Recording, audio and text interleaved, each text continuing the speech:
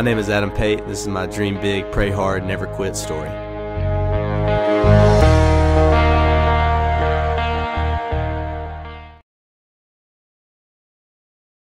Hey everybody, welcome to Dream Big, Pray Hard, Never Quit video series.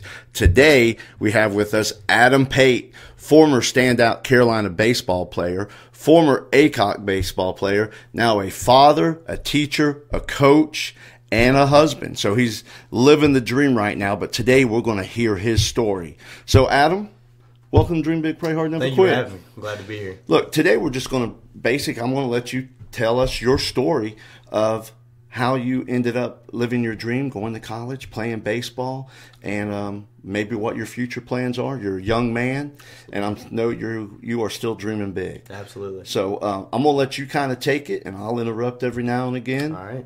Yeah, so I have always loved the game of baseball. There's never been any question. Anybody that knows me knows I've played, eat, sleep, live it to the max. I've drugged my parents all over the country.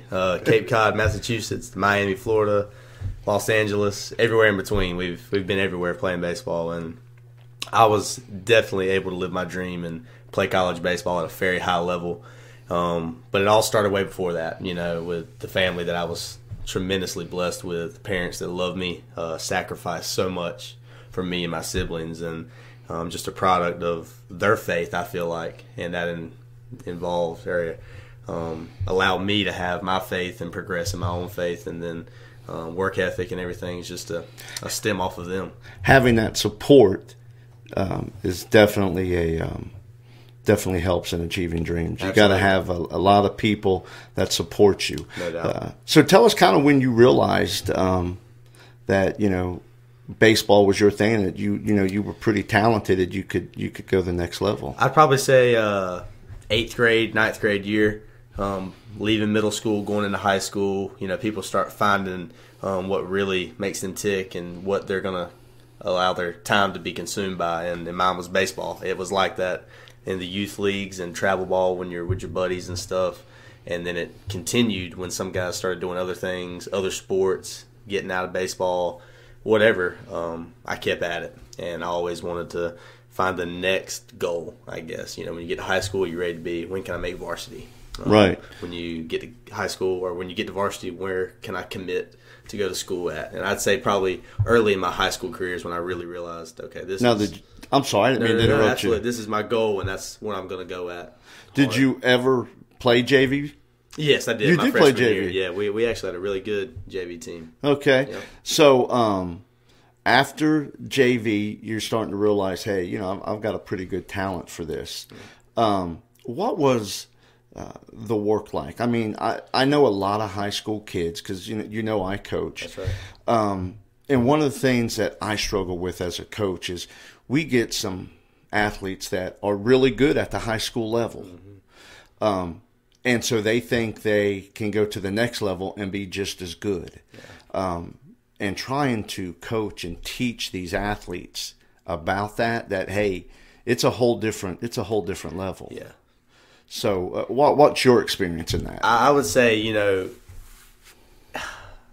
seeing that you can practice a lot at school with your team, with your coaches watching, some people think that's enough, and obviously it's not. We all know it's not. But your work ethic when no one's looking, or when it's you and one of your friends, you and your dad, you by yourself, you with your little brother, or what is your work ethic? Are you actually working, or are you just going through the motions hoping that you get better?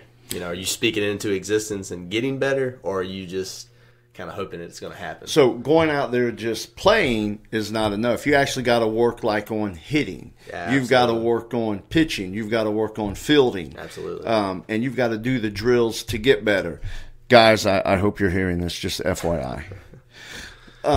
So there's a lot of extra things you need to do. Absolutely. It's not even, you can't really understand it until you have to go through it, or you see a child or a sibling maybe go through it, because I realized I had some talent. I had some potential. I had people tell me that.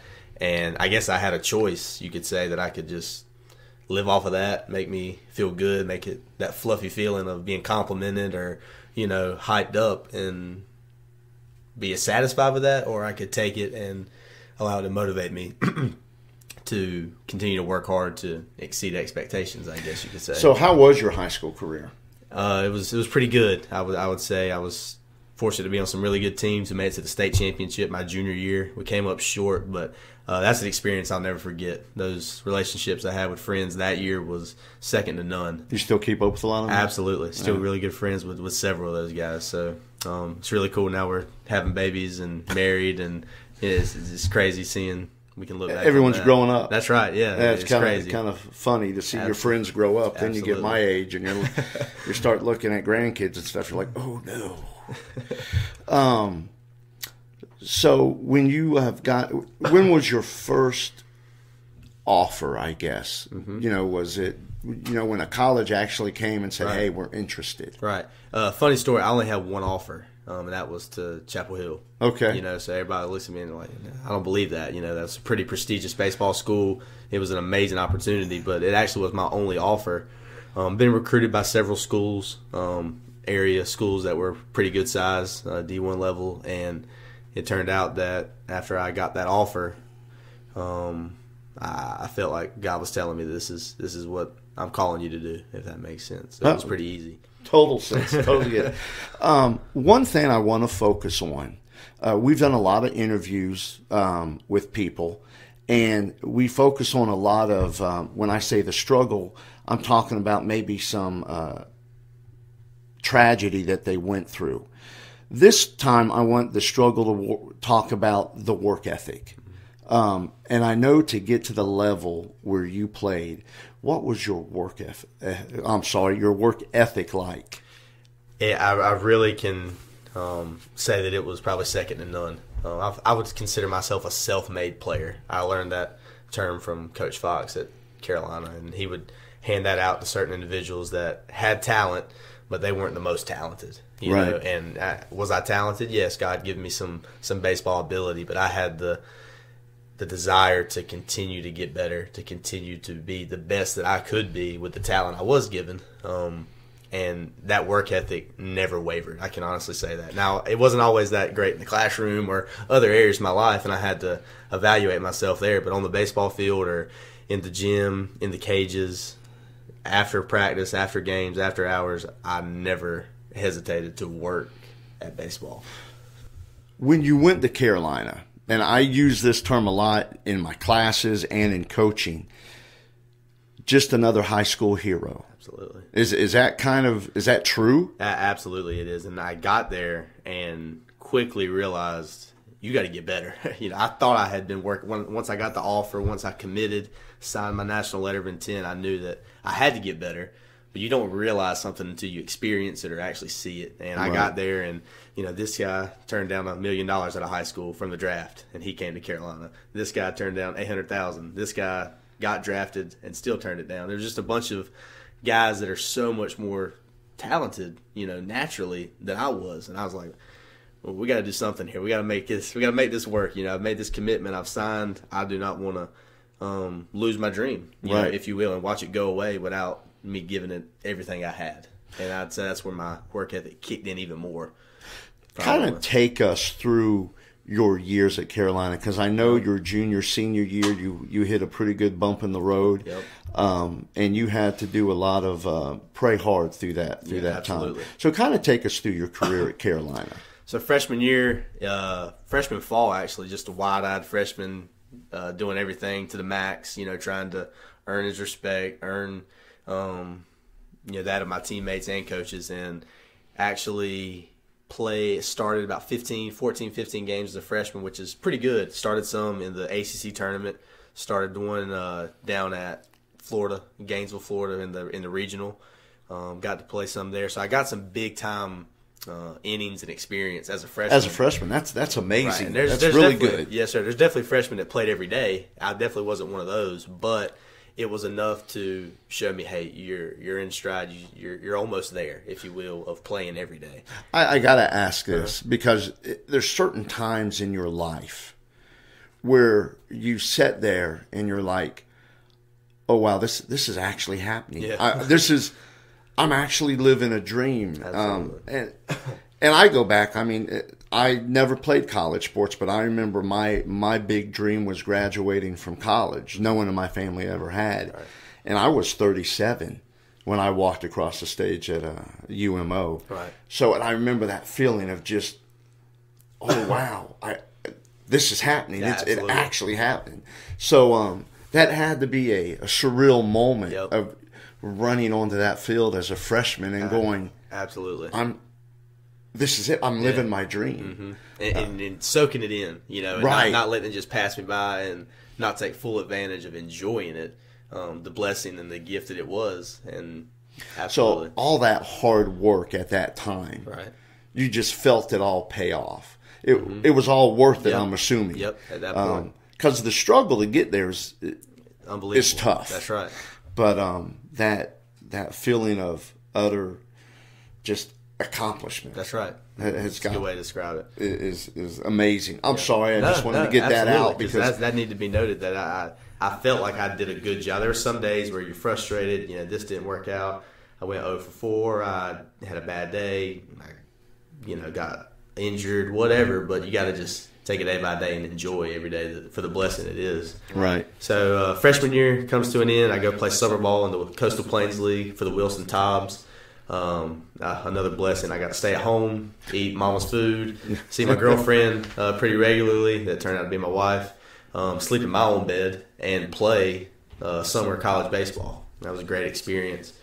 Go back for my sophomore year, and there's a definite opportunity to play a lot more. Right. So the fall, the work hard, I guess it ignites a little more as we go through this story. Right. And then I felt myself kicking in the weight room. I was a leadoff or bottom of the order kind of guy, fast, and I had to get stronger and hit the ball harder. It drives the balls in the gap, hit some doubles. So that was my goal, was to get stronger. So I really got in the weight room that year and progressed physically, I'd say. Sophomore season comes around. I'm what we call platooning. So I'll hit right-handed, and one of my best friends actually was a freshman that year. He hit left-handed, and we would do matchups. If a left-handed pitcher was throwing, I would hit. Right. If a right-handed pitcher was throwing, he would hit. And we platooned for most of the year, and both had very great seasons. So that was a good year because there was times where I probably felt like I needed to play more, but I had a choice to embrace the role that I currently had because that was an opportunity to become a leader on my team. And I think my sophomore year is really when I propelled into being a leader, earning the respect of my teammates off the field, being bold in my faith a little more. So the sophomore year as a whole was really good. I played a lot more, played great. That was my best year offensively. And then I became a leader in more ways than one. So what you're saying is you actually sacrificed some of your playing time to help out other team members. Right. That's a good way to describe it because obviously I wanted to play every day. Right. But I'd say I probably played half the time, which is still a step up from the year before. But I appeared probably in almost every game. Didn't always start, but I had a role, and I felt like I earned the respect of my teammates, coaches, everyone around me because I was able to accept that role. Right. And I feel like that was only possible because of how hard I had to work. Right. If it had come naturally to me and the hard work wouldn't have had to be a vital part of my story, I guess, I wouldn't have been able to accept that. And I can say that wholeheartedly because it wasn't easy. You want to be playing every day. Who doesn't? But there were so many more opportunities that God put in my life that year to influence others away from the ball field. And I saw that. I think that's great because one thing that I talk about a lot is one way to reach your dream is reaching out and helping others reach theirs. Absolutely. So that's a great example of that. Yes, sir. Sophomore year comes to an end, and I had this goal of playing in the Cape Cod League. It's the most prestigious summer baseball league in the country for college baseball players, and it's in Cape Cod, Massachusetts. So really cool area, awesome that time of year. Just a wonderful experience, and I got that opportunity actually as a temporary player. So College World Series is still going on. There's a lot of players still playing their college seasons as the summer leagues start. So they'll get temporary players to come up, sign like a 15-day contract. Right. So I'm up there for 15 days, and nothing's guaranteed. And I played really well I was just very fortunate to find some holes, get some hits, steal some bases, and just play very good. And I actually got picked up by another team because the current team I was on had guys coming and they didn't have a spot for me. So finished out that summer. I was an all-star in that league, just played out of my mind. It was kind of my coming out party for some recognition from pro scouts and the professional level. So that was an awesome summer. Really a test of my relationship with my wife now. I'm 12 hours away the whole summer. Almost like an internship. That was my internship for baseball. If minor league baseball was going to come my way, it would be like this, to an extent. And it was kind of a figuring it out as we go kind of thing for me and her. But it was a great experience. So at that point, you're starting to realize, hey, I might be able to go pro. This is definitely an option. That's right. And before this summer, I really didn't know. I knew I wanted to. I knew I had the confidence, and I was going to work hard to get there. But you really, it's a big deal when you go play in the Cape, and then if you perform well in the Cape Cod League. And I was able to do that. So that was kind of, like you said, a realization to me. Hey, you're going to get an opportunity. Right. So, yeah, that was a big part. Go back to school junior fall, playing well, still getting better physically, faster, stronger, becoming a better hitter, and scout meetings start happening. So scouts will come in and sit down and talk with us, try to figure out what our interests are, figure out who we are as a person, and try to figure out what our signability would be, if we're interested, if we're not. And that was kind of cool, sitting down with like 27 of the 30 MLB teams, and they're showing interest. It was pretty impressive. That's right, and it was one of those things I realized too. All my teammates that were draft eligible were getting this, but some of them were different degrees than others. Right. But a lot of them that were getting this many teams, like I was, they expected it, or they had already experienced it in high school. Right. So it was another realization to me, like, man, your hard work got this. It became possible, if that makes sense. So, just make this clear. It was the hard work that got you to where you are. Absolutely. But not even close. Not even, I'm 5'8", and I was fast. I could do a few things on the ball field, but I wasn't that talented, and I was talented enough to make the hard work worth something. Right. But I wasn't that gifted, if that makes sense. I've said to my teens countless times, I'll take the hard work athlete over the talented athlete any day. Absolutely. Because this is what you get right here. Someone who works hard and appreciates what they've accomplished. Yeah. It was a cool feeling of just realizing, man, look what you've, not just me, obviously my family support and the grace of God, but it was a lot of things that led up to it. So the whole family is just like, wow, yeah, look at it. Yeah. It's going to be an opportunity. We know he's going to get a chance to do what he wants. Exactly. And follow his dreams. So the spring rolls around. I'm hitting very well. We go out to California. The first series of that year, my grandpa, my dad, and my cousin were able to go. It was just a cool experience to start the season off. Because you're hoping that's your last college year. Right. As a junior, if you're a baseball player, you're hoping that you perform well enough, get paid enough to make it worth your time to leave college early. And I was hitting very well through end of February, March. April rolls around, still hitting pretty well. Toward the end of April, my foot starts bothering me a little bit. Don't really tell anybody. You don't want to know. You don't want people to know you're hurt. And, exactly. And I kind of covered it up myself, made myself think, no, you're fine. Just keep going. And then around exam time, stress fracture turned into a break in my third metatarsal in my left foot. So the middle bone going down the middle of my foot, and that's the foot I landed on. And when I swung, feet are important when you're fast. I guess they're important for everybody, but I would not know that because I was never fast. I think my feet are important, but that's right. For totally different reasons, like walking. That's right. That's right. So then I'm in a boot.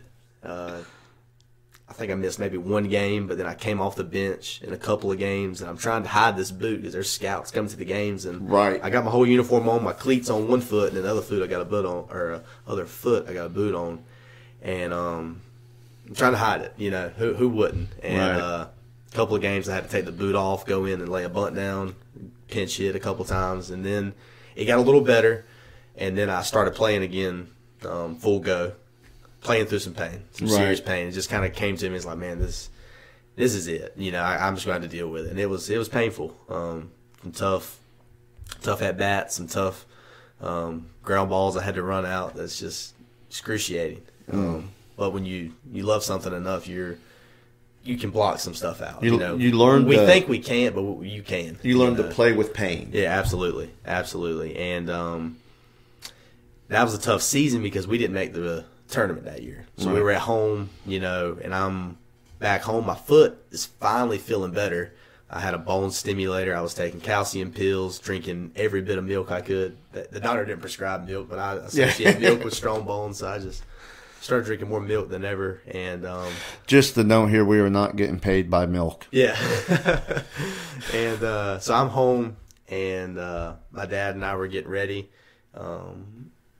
for the draft. You know, I'm prepared to hear my name called, get a phone call, and to get shipped off to Timbuktu, you know, to go play minor league baseball. And that was the goal. That was the dream. My wife, or my fiance at that time, she was excited. She knew what I'd wanted, her family. I just had so much support. Right. And the draft rolls around, and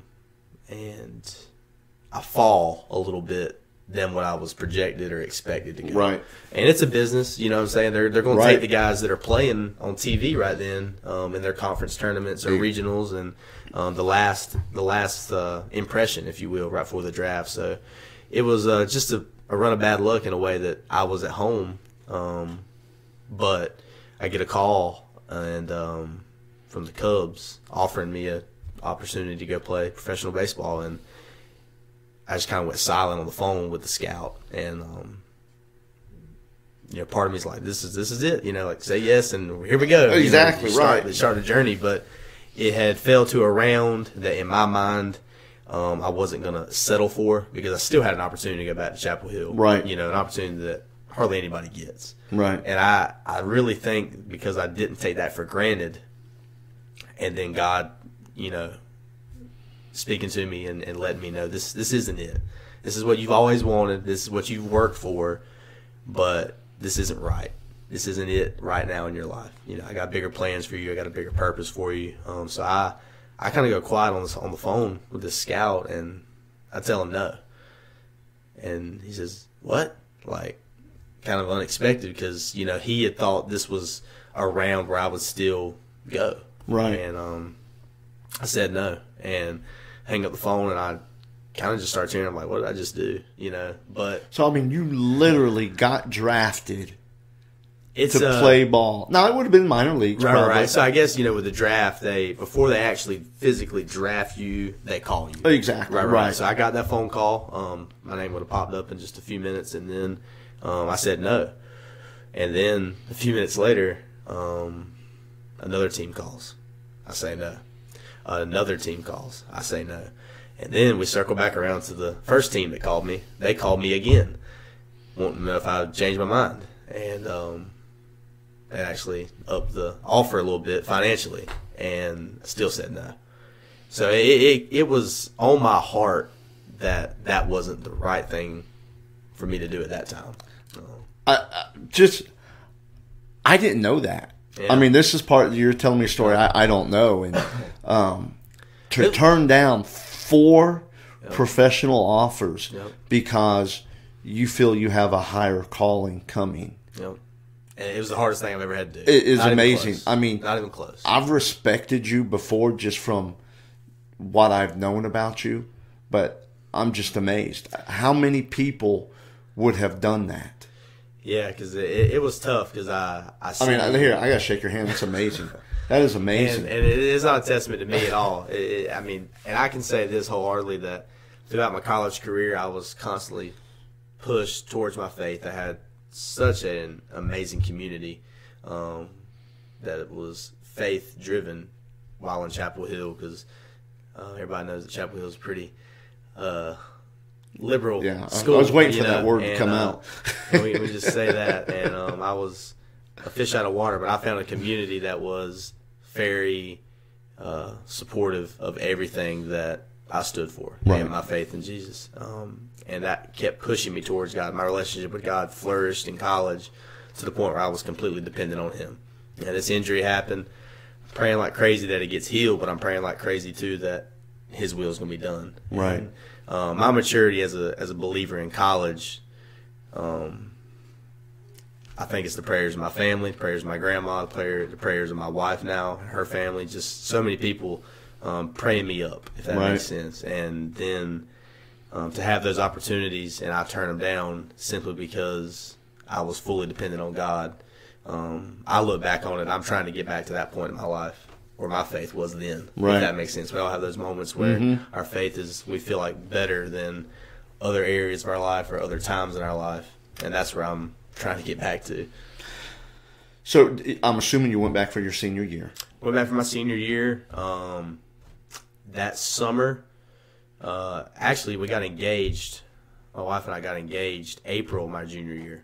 And we had, the draft was definitely a possibility. Right. But we had decided, we're going to get married whether I go back to school or whether I go get drafted or whether I go play pro ball. Right. And we got married November 12th of my senior year. It was pretty cool. I don't think Coach Fox had ever had a player get married while he was still in college. And that was tough, but it was an amazing experience to be able to live my faith, put it on full display on why I'm getting married, why I'm doing this, to see my teammates. It helped my testimony to my teammates, I feel like, in my faith. Right. And leading them in my faith. And then senior year rolls around, I'm playing a lot, expected to be in a lineup every day, carry a big load, and foot breaks again. And very frustrated. I remember going to the doctor's office that day. We played a team from California. Can't remember their name. They're called the Dirtbags. Anyway, I remember their name. But we were playing them on a Friday, and I was at the doctor's office, and I found out my foot was broken. It was just as bad as last time, if not worse. Right. And I did break down that time. I started crying. I was like, man, this is unbelievable. I was hoping, even if the draft didn't pan out after my senior year, that I would still be able to live it up, if you will, on the ball field. Right. Obviously, I was living for God. I was putting my faith in Him and trying to graduate on time. But then I was really hoping that I would be able to live out my dream on the ball field one more time. Exactly. And then that injury came along. I had one of two options. I can sit here and sulk, or I can sit here and be a leader in a different capacity than what I really wanted to be. Right. I want to be on the field. I want to be in the lineup. I want to be leading my teammates while playing, but can't do that. And we were really, really good that year. That was the best team that I was a part of while in college. Right. We were the number 2 team in the nation. Ended up losing in the first round in the regionals. Right. To a really good Davidson team. And it was just a tough year, but in the same light, I was able to figure out, I feel like, what my calling was. Right. If that makes sense. I became almost like a player coach. Right. I had a few freshmen that had big roles on our team, and I was able to take them under my shoulder, say, hey, this is what you probably need to be looking for. This is what coach is expecting out of you in this regard. I was able to really step into a leadership role that I hope still, leaves an impact on some of my teammates. But it really guided me to coaching, if that makes sense. So I guess at that point you kind of realize, what, Major League Baseball might not be. Yeah, and the crazy thing is, even with the year I had, production was down when I did play around the injury. I still had an opportunity to go play minor league ball, and I think that was probably my coaches vouching for me, for the guy I was, the leader I was, the respect that other people had for me. Probably word of mouth enabled that opportunity to be possible. So, but yes, that's exactly right. Kind of that window closed, that dream, and then another one kind of came into sight. So tell us that other one. Coaching. The whole time I played baseball, I've looked at the game differently than most people. Right. I have an instinct for it that is second to none, and I just understand how the game works. It's a game. You have to right. play the game and not just let the game play you or just go out there and play it. You have to actually play it. It's almost like a chess match. And that is my love, my passion. My wife knows that I'm on the phone all the time trying to, figure out what I'm doing with coaching, talking to my coaches, or just planning how to make my team better, how to give my players things that they deserve, just a bunch of stuff. And I love it. I really do. So you coach, what do you coach right now? I coach the Wayne County Legion team in the summers. Yep. So I guess my next question would be, what's the dream from here? Because you've lived an amazing dream. You've worked extremely hard. Yep. You realized, which, is still amazing to me, you had 4 offers for Major League Baseball you turned down.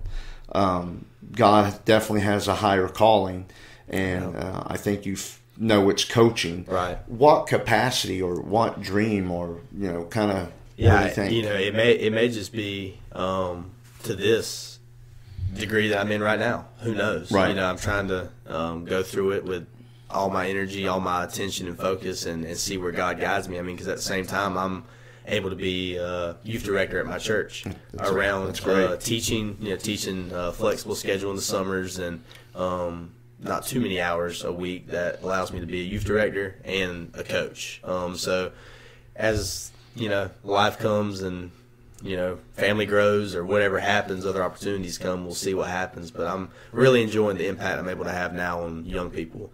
And from a coaching perspective, I'm able to hopefully help that next Adam Pate tap into your potential, or help the kid that's more talented than Adam Pate. Hey, here's how I can help you from a perspective that I had. I wasn't as talented as you, but I had this going for me in the work ethic department. And then as a youth director, I'm really sharing the gospel.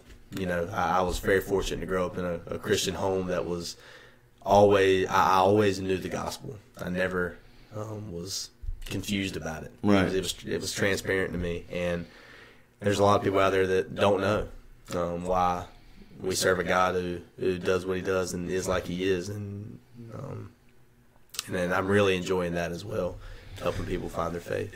I love this interview because everything that I talk about lines up with what you're saying. So I often say, you know what, if you follow your dream, you end up living your purpose. And that's a perfect story right there of you followed your dream and now you're living your purpose. And you're still a very young man, so there's a lot of things that are going to happen between the age you are now and my age. But it's an amazing story. So thankful that you shared it with us today. Yes, sir. Glad to.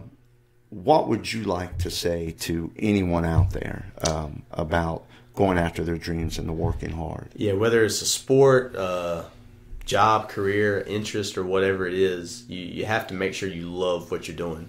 There was never any question that I loved baseball. There still isn't. I love the game. I love everything about it, and that enables you to work harder and it not be work.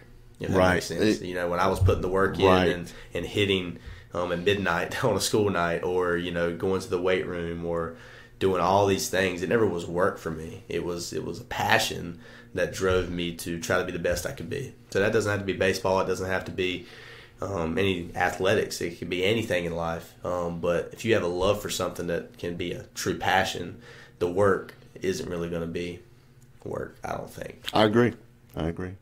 Thank you so much for being part of Dream Big, Pray Hard, Never Quit. It's an amazing story, and there's going to be a lot of people watching this, and I appreciate you being part of it. Yes, sir. Thanks Thank a you lot. so much.